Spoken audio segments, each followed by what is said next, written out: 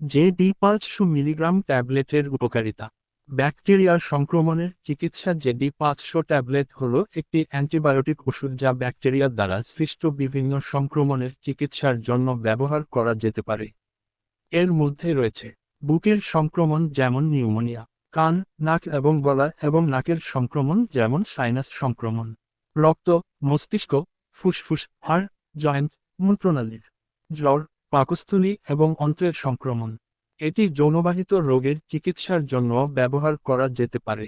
এটি সংক্রমণের কারণ ব্যাকটেরিয়া বৃদ্ধি বন্ধ করে এবং সংক্রমণ পরিষ্কার করে।